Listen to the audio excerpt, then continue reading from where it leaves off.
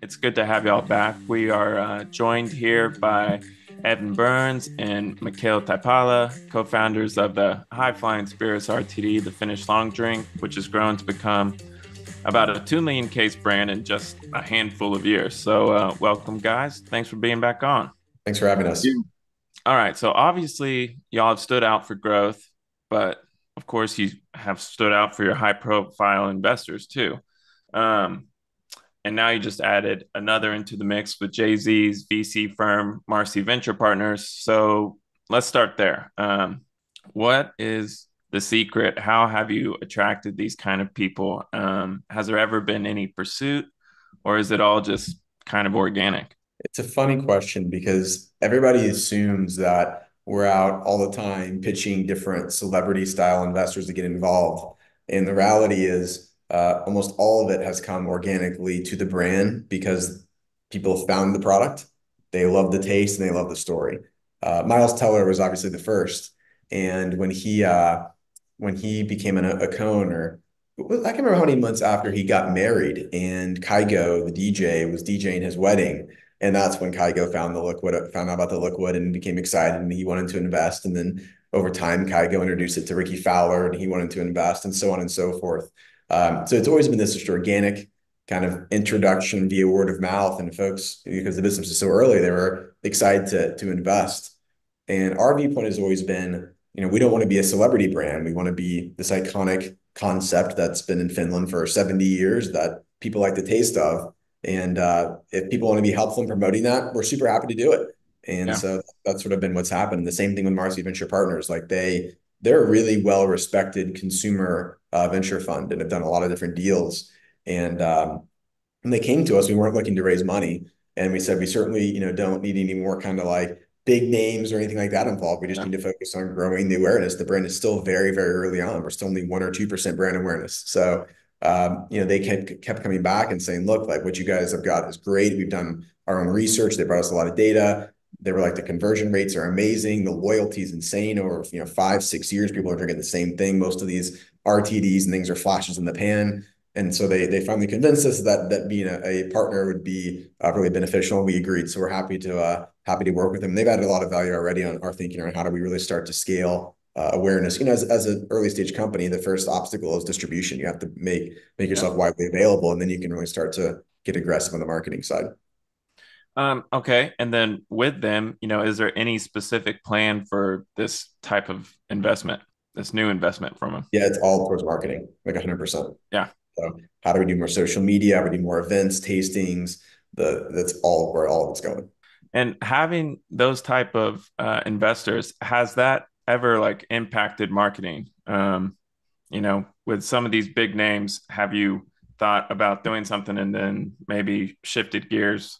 I can't think of it off the top of my head. I mean, generally it's accretive, right? Like we'll do a Yeah. campaign and the folks will choose to get involved sometimes. So we did something called Long Drink, Long Drive a few years ago, where you go up to the tee box and you'd swing away and drink a long drink before or after. And there was quite a bit of the investors that just chose to do it. It was like a fun little viral trend that happened. So yeah, I don't think there's ever been a situation where we wanted to do something that's a celebrity that's been an investor stop us from doing it. It's more just been something that they might choose to get involved and do more of. Yeah. Okay. Um, well, you all said you partnered with Marcy because they shared the vision that long drink could be a major new category of alcohol. How so? And you've talked to us before about how your brand transcends RTD. So, what are you as a group kind of looking towards or seeing? Yeah, then we talked about this last time we were on, and I think the vision and the strategy still is very much the same, and it's really quite simple, and we've already seen a lot of momentum there. But we're in it to create this category that's been in Finland for over 70 years, and bring that to the U.S. and bring that to people's awareness, similarly that it is in Finland. I mean, here everybody drinks it, everybody knows what it is. Obviously, it's been here for 70 years. It's a big part of our culture as well, but that's what we started out to do in the US. And for the past 6 years, we've been making progress, but there's still a long ways to go. Like Evan said, there's still, you ask a random person on the street what a long drink is in the US, and more often than not, people are going to say, I They're have like, no what? freaking idea. So we're still in there to just try to create more of that awareness. We already know that once people do find it, they tend to like it and drink it, the same volumes, if not even more than people in Finland. It's just that the awareness is not quite there yet. And I think that was what the Marcy folks also were excited about, that even though the numbers look good when you're in the industry, when you're out on the streets in California or wherever where these guys are based, it's still very low awareness. So you can imagine that what could happen if the awareness really was at the level, what it could be and what we want it to be, which is the Finland awareness, which is 100%. Yeah. Everybody here knows what a long drink is. So that's what we're out to create. And yeah, the category piece of it. I mean, we've seen other brands also enter this category. And I mean, for us, that's just exciting for us in a sense, because now we're really proving that it is a category, not just our own company. Yeah. So what is the plan, to raise awareness with this power, to invest in marketing? How are y'all going to go about that? Yeah, it's a great question. I wish we had all the answers on this. We spent the past 5 years working on, like I mentioned, how do you get distribution, and we know Alc Bev is a unique business model. So now that we're pretty widely available, the question we ask every day is, how do we create a lot of chatter about the brand? And what we've learned from a lot of other brands that we think have done the wrong way is a lot of other brands have pressed the easy button too often, where they've said, let's throw more innovation at it. Let's do more pack sizes. Let's do more flavors. And the problem is you get in this innovation treadmill where you're not really servicing your customer, the end drinker. You're servicing what the industry might be asking for, but not what the customer is asking for. So for us, we've stepped back and look, like, what makes people like long drink? And it's two things. One, they absolutely love the taste. It's a plus 91 net promoter score, which is crazy. And two, they love that there's this story and there's this soul behind it. It's not just an innovation from some big publicly traded company. And so when we think about that we try to translate that into our marketing.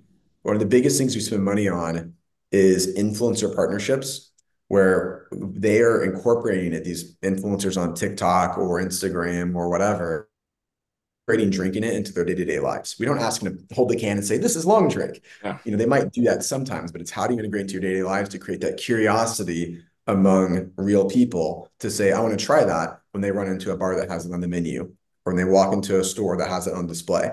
So that's probably one of our biggest, that's our biggest spend. The other thing that it's tried and true is just tastings. I mean, we spend a significant amount of money on getting liquid to lips, both on and off premise, because if people taste it, they're happy about it. The thing that we're trying to figure out from the X Factor is how do we do some of these things at more scale? A lot of other folks, they just do a lot of out of home, they do a lot of traditional TV, and that's not necessarily unsuccessful. It does work for a lot of brands, but it doesn't necessarily do a great job creating curiosity. And with a new category like long drink, you have to make people say, what the hell is a long drink?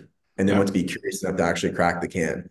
And so that's a lot of what we're trying to spend our time and energy on right now, is how do we create that kind of viral curiosity? What's this new trend that's blowing up? We want Americans to be curious around, why is this thing in Finland like bigger to Finnish people than Guinness is to the Irish people, yet we don't have it here? We want to create that sense of curiosity where you run out and you try it.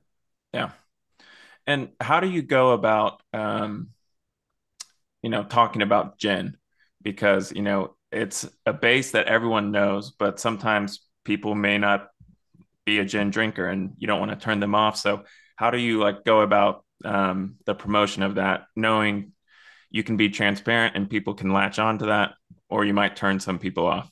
Yeah, I mean, I think it's been a learning experience even for us, and even for myself, at least as a Finn, can admit that initially we started with this, and the reason why it has gin is that that's just simply the recipe that long drink consists of. That's what long drink has been for 70 years. So there was never a question or a decision for us that, okay, what spirit do we put in this? That was the recipe, and we were going to go with it. The thing that we did learn, and like you said, first we as Europeans and Finns thought that gin is not that polarizing in the US, but we learned quite quickly that there are many folks who have their own thinkings of what gin tastes like, and not liking it. So we have switched. We haven't changed the recipe at all. We've only simplified our marketing and how we talk about it, and not really talk a whole lot about what it is, or in terms of spirit, before people try it. Yeah. So the idea is try it. Say what you think of it, and then we can tell obviously what it is. And we're not hiding that it's gin. The can says that it's gin and all that, but we're not marketing gin forward because we don't want people to have their preconception about what it will Mhm. taste like when it's not going to be anything like what they think ahead of time. So we just try to get people to try it because it's very hard to describe the taste. Really, you just have to try it, and that's what we've learned. That like Evan said, the tastings is one thing that we've always known that worked, and we do a ton of those. So just getting liquid lips and having people try it before they know what's exactly in it. That's the perfect way for us to acquire a customer. Yeah, definitely. If we Okay. look into it, I think we're like the biggest gin company by volume in the country, kind of like High Noon's the biggest vodka company by volume, not by Yeah. revenue.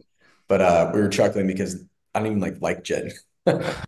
And so we're moving a ton of it. But that was one of the first big arguments we had internally was how do we market this when it is in fact based with gin, but does not taste like what Americans perceive gin to be. I don't know. Yeah. Um, well, talking about RTDs, you all have been around since 2018, so you've kind of seen the entire explosion. So can you just share a little bit about, the big differences you've seen, the transformation of the category from back then to now, besides, just more players coming in? Has there been anything that has stood out to you? When we started this business, we didn't even know what RTD meant. We had no idea. We had no idea what was going to happen. So I guess we got somewhat lucky. I don't know, Mikhail, you should add on to this too. But I think our viewpoint has been we're happy to have the tailwind because it obviously opens up more shelf space. But I think from a consumer standpoint, they get much less stuck on the industry narratives around RTDs, and they're much more stuck on, do I like the product? Is it at the right price? And is it something I can associate with? Does it have a brand, a story, a vibe that I want to associate with? And so while there's been some brands that have done a great job, like obviously the success of High Noon is magnificent and they've nailed both the flavor, the availability, and the brand narrative with their partnership with Barstool. There's been a huge list of people that have come out with brands that should have done very well that have not done very well. Innovations with some of the most iconic brands on the label that you can imagine that have built 500,000, 1 million, 1.5 million case brands when they have massive awareness out of the gate. And so for us, I think the thing that we've learned over the course of these past 6 years, coming up on 7 years somewhat soon, is that the thing I've said a few times on this call, it's about taste and it's about that story and the soul you can believe in. People in the alcohol space, they want to believe in brands. And you look at what has defined so much of the alcohol space, it's these iconic brand builders who build these brands where people align their identity with it. They're a Bud drinker, they're a Coors drinker, they're a Bush Yeah. drinker, they're a whatever, Jack drinker. Like these are core identity for people like Ford and Chevy almost. And I think that the industry has gotten away from that, especially in the RTD category. People are trying to just slap something out there, get it out because they're told that the category is growing. And a lot of folks aren't doing the job to step back and build a real brand that people identify with. Obviously, starting early 2018, being out on the streets, selling long drink to stores and everything. Like back then, really even the White Claws and the hard seltzers of the world hadn't really blown up yet. That Mhm. was really a year later when that properly happened. So it has been drastically changed, obviously, to today where everybody's talking about this. We've seen the seltzer boom and kind of the seltzer fade or whatever you want to call it, even though they're still huge. And now the spirit based ones come up. But yeah, the shift has been drastic. And I remember early on, even the store, some of the stores wouldn't even believe really in cans that much. Like they weren't really selling a lot of cans. Well, this was obviously especially in New York where the regulation is quite interesting. But shift has been just drastic throughout the years. And like Evan said, we are a little bit in the right place at the right time, obviously, with this category that has been around forever, and we're just bringing it to the U.S. and we just happen to enter at the right time. So that's obviously great tailwind for us. But yeah, the shift has been drastic, and yeah, Evan also mentioned the other thing that's really been clear to us right now. It seems like is that the brand extensions just even though they come in hot, they come in big and they get distribution, but it's not really none of the really successful brands in this space are brand extensions. They might be successful for a year or two, but doesn't feel like they're that sticky. Mhm. But so that's obviously good for us too, and that's what we're trying to create, and that's what we believe is our strongest you know, our strongest asset by far that we're here after 6 years is that the people who do, learn about long drink and taste long drink and learn about the history and the heritage and all that, they do stick with it. And I think that's what's really exciting for us, that we're kind of already almost a pretty senior brand in this category in a Yeah. sense, even though we're still very much on the growth phase. And but we've seen a lot of brands come, a lot of brands go, Yeah. and and Mhm. learning from that also, that we don't want to be one of those. And by now we can already safely say that we're not going to be one of those, as we're already here and growing nicely. So it's been a pretty cool learning experience from seeing it from the ground level. Yeah. Well, jumping off from there, there are some people that predict spirits RTDs might soon go through a contraction, kind of like hard seltzer, probably not to the same degree, um, but a contraction nonetheless. Do y'all subscribe to that idea? And if so, is that something that concerns you, or maybe possibly excites you? Possibly clear out that clutter, these extensions, and Yeah, I don't, I think I I don't think think I think it, for sure there's going to be the playing field is going to be very different.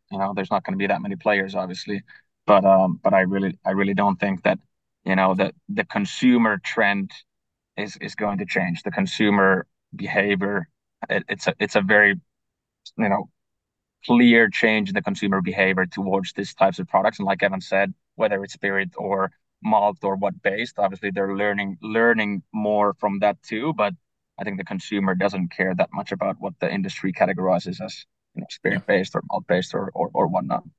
yeah, that goes back to like you said earlier, Jason, like we don't view ourselves as an RTD. Like this is an RTD. We're not replacing the cocktail. It's just for whatever reason, Nielsen put us in that category. So we have to live in that category in the US. But we sort of don't really, whatever happens there. Like I think there's still growth ahead of it. But I think whether it goes up or down, I don't think it actually affects too much of what we're doing. yeah, okay. Um, well, there were a few companies that tried to do what you're doing, didn't see a whole lot of success. Do you pretty much stand alone in your space now?